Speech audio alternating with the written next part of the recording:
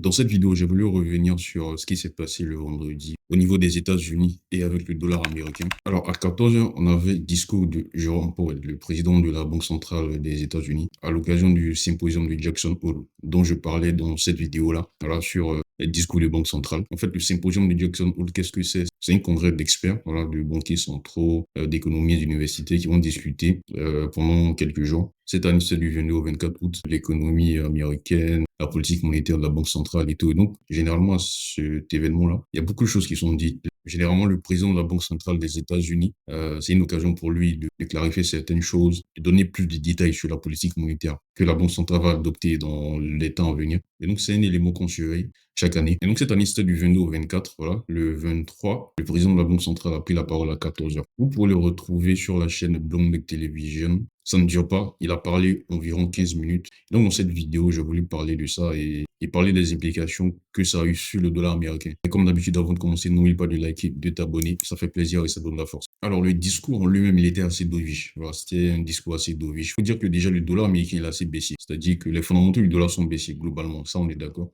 Et donc, pour vous montrer à quel point actuellement le marché est baissé sur le dollar, vous voyez ici, Fed, voilà, jusqu'à la fin de cette année, vous voyez à chaque réunion, on a 3 réunions de banque centrale jusqu'à la fin de cette année. 3 réunions de taux d'intérêt. Vous voyez que dans les 3 réunions de taux d'intérêt, le marché price sort plus de 25 points de base de baisse à chaque réunion. Ça, c'est très violent quand même. Et avant la prise de parole de M. Powell, c'était environ à 100 points de base de baisse. Vous voyez, jusqu'à la fin de cette année, 100 points de base.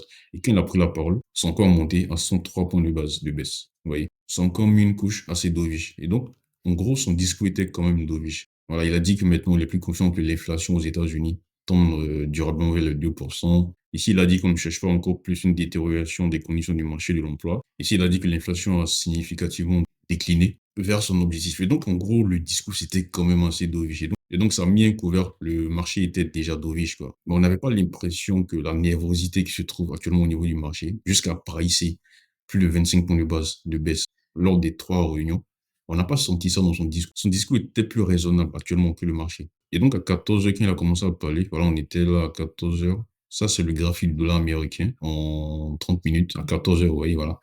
Le dollar, il est parti à la baisse comme ça. De 14 heures à 15 heures, voilà. Et encore plus, on a vu que le dollar a chuté comme ça, vous voyez. Son discours, lui, il n'a pas pris assez de temps. Il a pris environ 15 minutes. À l'instant où il a commencé à parler, bah, il a commencé à lâcher des phrases dovish. Donc, le dollar, lui, partait à la baisse. Et donc, en gros, c'est ce qui s'est passé avec le dollar américain. Je vais mettre ici un graphique en un jour pour vous situer à quel point le dollar actuellement il a baissé. Voilà. On a des niveaux de support assez soutenus ici, quoi.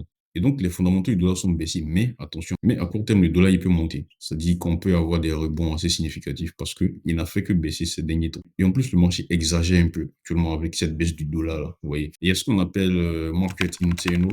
Ce sont des éléments assez pointus quand même, pour essayer de voir encore plus la situation actuelle de la devise, quoi. On va pas les regarder ici. Et quand on regarde ces éléments-là, il y a de grandes chances qu'actuellement, le dollar, il corrige un peu à la hausse, quoi. Vous voyez. Et donc, il faut être très, très prudent actuellement avec le dollar. Les fondamentaux sont baissés, mais à court terme, il y a de l'exagération sur les marchés. Quand on regarde les market internal du dollar, c'est vraiment compliqué, quoi. À court terme, il y a de gros risques de retournement. Et donc, actuellement, le marché focus toujours sur l'emploi. Le gros rendez-vous sur le dollar sera la semaine prochaine, voilà, avec le NFP.